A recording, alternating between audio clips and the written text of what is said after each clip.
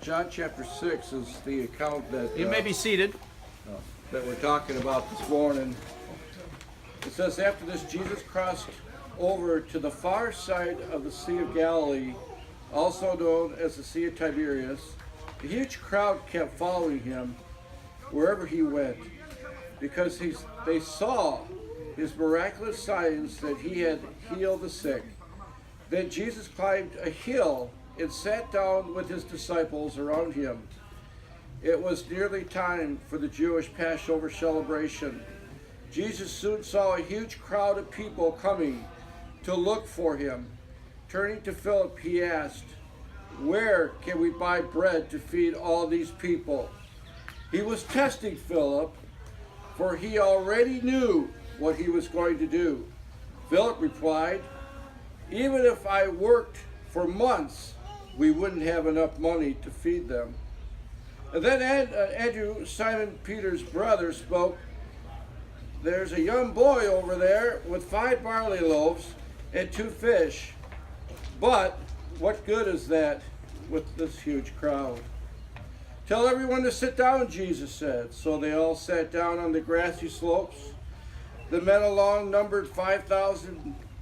Then Jesus took the loaves and gave thanks to God and distributed them to the people. Afterwards, he did the same with the fish. And they all ate as much as they wanted. After everyone was full, Jesus told his disciples, "Now gather the leftovers so that nothing would be wasted." So they picked up the pieces and filled their 12 baskets with scraps left by the people who had eaten from the 5 barley loaves. Then the people saw him, so they saw him do this miraculous signs. They exclaimed, "Surely he was a prophet we have been looking for."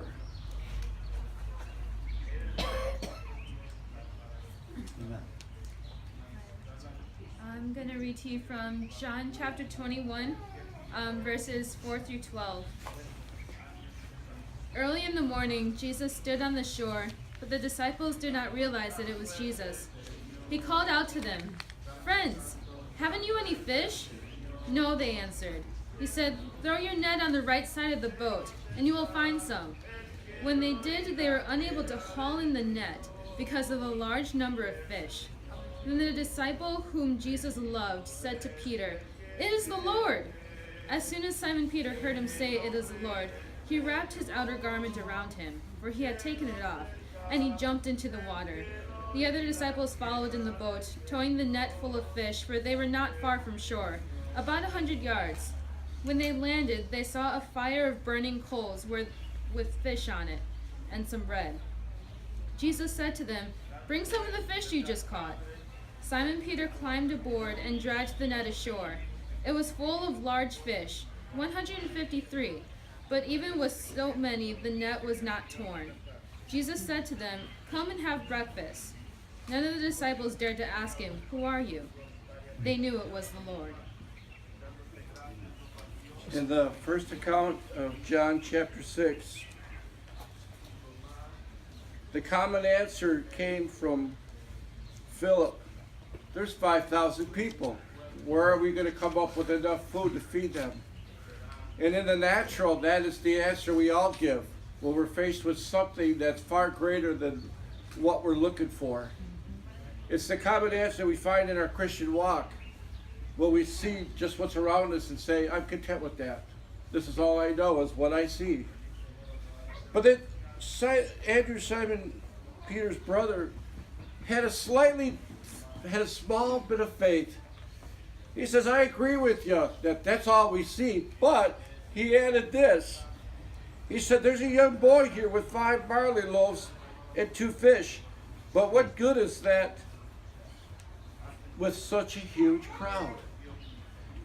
He saw a boy with a small bit of loaves and fish and said, "I don't know how to, my faith only takes me to this point. that I see the fish and I see the barley loaves. But I have faith to somehow believe that God is going to take that little bit and that he can multiply it. I don't know how. Don't know how it's all going to work out. But I believe Amen. what I see. And what I see is that we have something to start with. And when God wants to increase your flow, wants to increase your world, wants to increase your faith, and wants to give you what he wants to give you, it all starts out with just a little faith. It all starts out with just you putting your foot forward and saying, Lord, I don't know how you're going to make this all work out, but I have this little bit of faith. And you see, God takes that little bit of faith, and with his grace, and with his mercy, and covering it with his love, he multiplies it, increases it, enlarges it, so that there is so much overflow of God in your life, in what he is giving you, and what he's going to do in your life, that you can't contain it all. It's hard to contain it. But God gives you the grace to do that. But then also with that, the Bible tells us the scraps were kept, and their baskets were full of scraps.